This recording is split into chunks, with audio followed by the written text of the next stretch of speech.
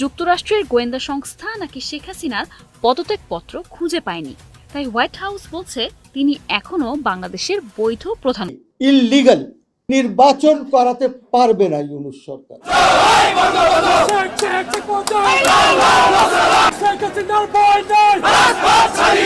আওয়ামী লীগকে ছাড়া নির্বাচন গ্রহণযোগ্য হবে না বলে মনে করে সেনাপ্রধান জেনারেল ওয়াকারুজ্জামান। সকালে সুষ্ঠু নির্বাচনের পরিবেশ সৃষ্টি সহ সংস্কার কমিশনের কাছে জন আকাঙ্ক্ষা ভিত্তিক সুপারিশমালা প্রণয়নের অনুষ্ঠানে অংশ নিয়ে তিনি এমন কথা বলেন। দর্শক, এবার আওয়ামী লীগ ছাড়া নির্বাচন হবে না বাংলাদেশে হুঙ্কার দিয়ে বলেছেন ভারতের নরেন্দ্র মোদী। আরো কি বলেছেন এই ভিডিওতে জানতে পারবেন। অন্যদিকে ডক্টর মোহাম্মদ ইউনূস কঠিন বিপদে পড়তে যাচ্ছে। তুরস্কের প্রেসিডেন্ট এরদোগান ডক্টর মোহাম্মদ ইউনূসের অপশাসনের বিরুদ্ধে দিয়েছেন কঠিন হুঁশিয়ারি বার্তা। বিস্তারিত তথ্য জানতে পারবেন এই ভিডিওতে। 1 সেকেন্ডও না টেনে পুরো ভিডিওটি দেখবেন। চ্যানেলে নতুন হলে সাবস্ক্রাইব করে রাখবেন পরবর্তী আপডেট পাওয়ার জন্য। ভিডিওতে একটি লাইক করে দেখতে থাকুন সম্পূর্ণ ভিডিওটি। শেখ হাসিনা পদত্যাগ করেন নাই, কোন উনি প্রধানমন্ত্রী, রানিং প্রধানমন্ত্রী। তিনি তার চেয়ার পুনরুদ্ধার করবেন, আর করলে ওয়াকার সহ সকল কুকারি ঝুলে যাবে। এখন ওয়াকার কি আপনি মনে করেন সে কি আত্মহত্যা করতে চায়? এক কথায় এই 5ই আগস্ট যে ঘটনাটি ঘটেছে, শেখ হাসিনার পতন, এটি একটি খুব ঠান্ডা মাথার সেনাকু।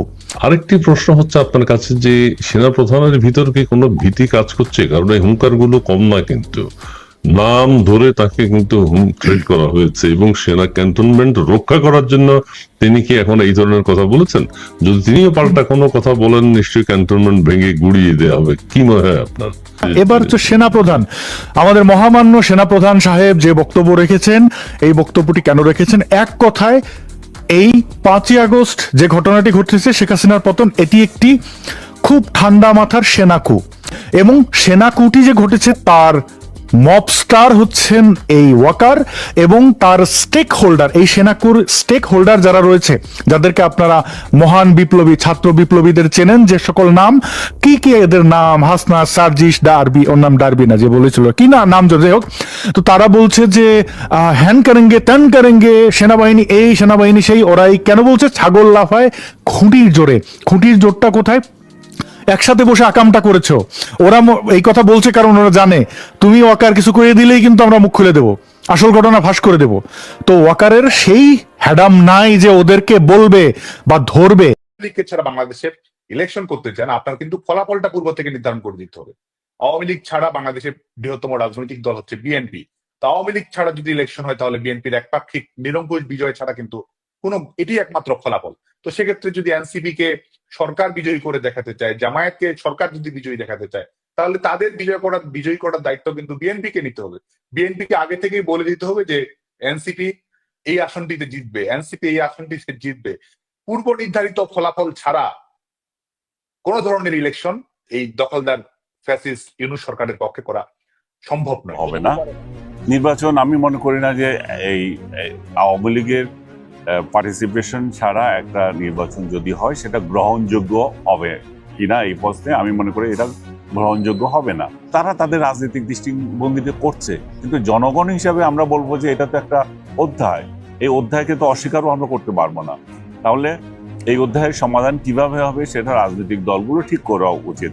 যদি ভালো হতো যদি আওয়ামী লীগেরও এখানে ভূমিকা থাকার সুযোগ থাকতো, তাই না? কারণ আমাদের সামনে আগাতে হবে সব রাজনৈতিক দলকে নিয়ে। এখানে একটা রাজনৈতিক দলকে মাইনাস করে আর বাকিরা যে এগিয়ে যাবে আমি জানি না, সেটা অন্যরা বিশ্বাস করতে পারে। আমি বিশ্বাস করি না যে এইভাবে দলকে বা এভাবে দেশকে এগিয়ে নেওয়া যায়। নির্বাচন কোনোভাবে গ্রহণযোগ্য হবে না। নির্বাচন আমি মনে করি না যে এই আওয়ামী লীগের পার্টিসিপেশন ছাড়া একটা নির্বাচন যদি হয় সেটা গ্রহণযোগ্য হবে কিনা এই প্রশ্নে আমি মনে করি এটা গ্রহণযোগ্য হবে না। কিন্তু আপনি যদি মনে করেন যে এটা অংশগ্রহণপূর্ণ হবে কিনা, সেই ক্ষেত্রে বলতে পারেন যে অবশ্যই অংশগ্রহণপূর্ণ হবে, কারণ অনেকে তো ভোট দিতে যাবে, কারণ অনেকে নতুন ভোটার আছে তারা ভোট দেয় নাই। এখন ভোট কত পার্সেন্ট লোক ভোট দিতে পারবে, সরকারের কত পার্সেন্ট বা নির্বাচন কমিশন কত লোককে উৎসাহিত করতে পারবে সেটার উপর নির্ভর করছে।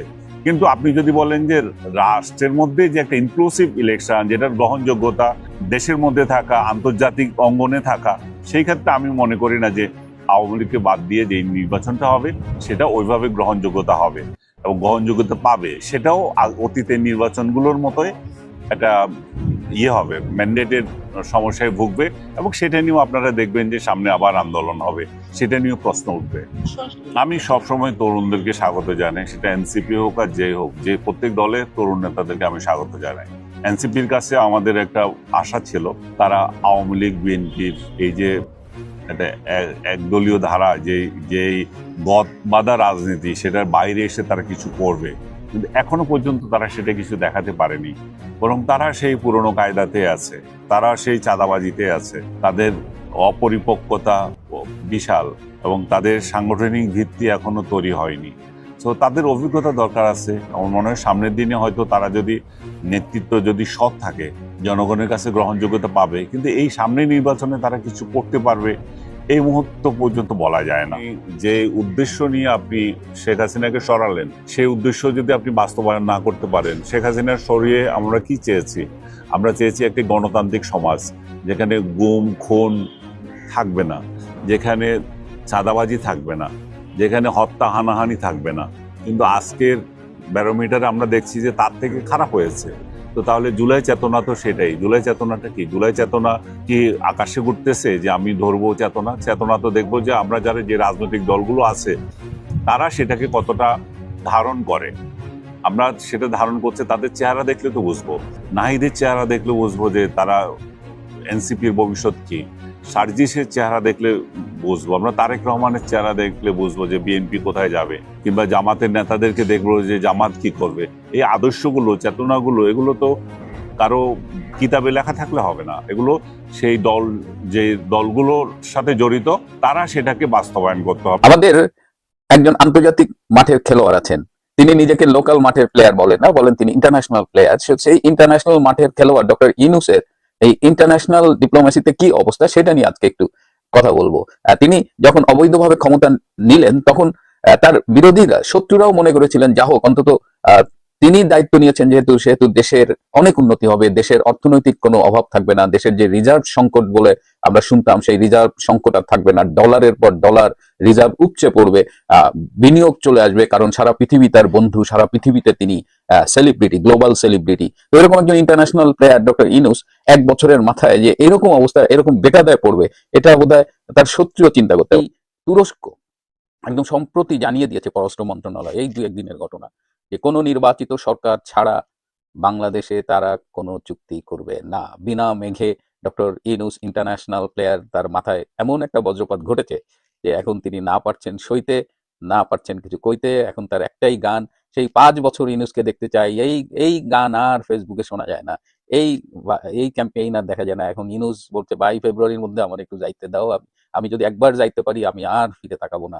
এই হলো আমাদের ইন্টারন্যাশনাল প্লেয়ারের কূটনীতির সাম্প্রতিক বিপর্যয়। সম্মানিত দর্শক, সম্পূর্ণ ভিডিওটি দেখলেন, অবশ্যই বুঝতে পেরেছেন ভিডিওটি গুরুত্বপূর্ণ ছিল। দর্শক, বর্তমান সময়ে ডক্টর মোহাম্মদ ইউনূসের বিরুদ্ধে মানুষ একেবারে অতিষ্ঠ হয়ে পড়েছে। আপনারা জানেন যে আওয়ামী লীগ প্রধানমন্ত্রী শেখ হাসিনা থাকাকালীন দেশে অনেক উন্নয়ন হয়েছে, অনেক কিছুই হয়েছে, কিন্তু ডক্টর মোহাম্মদ ইউনূসের দীর্ঘ 1 বছরে মানুষ তার উপর অতিষ্ঠ হয়ে পড়েছে। অন্যদিকে আওয়ামী লীগ যারা নির্বাচন করতে চাচ্ছে ডক্টর মোহাম্মদ ইউনূস, কিন্তু সেটা কোনোভাবেই হতে দেওয়া হবে না, কারণ ডক্টর মোহাম্মদ ইউনূস যতই চেষ্টা করুক আন্তর্জাতিক চাপে সে নির্বাচন করতে পারবে না। কারণ আওয়ামী লীগ হলো বাংলাদেশের সর্ববৃহৎ সবচেয়ে বড় রাজনৈতিক দল, তাদেরকে বাদ দিয়ে যদি নির্বাচন করতে চাই সেটা বাংলাদেশের জনগণ কোনোভাবেই মেনে নেবে না। দর্শক, এই বিষয়ে আপনাদের কি মতামত অবশ্যই কমেন্টে জানাবেন, এবং পরবর্তী আপডেট ভিডিওগুলো সবার আগে পেতে চ্যানেলটিকে সাবস্ক্রাইব করে রাখুন। আসসালামু আলাইকুম।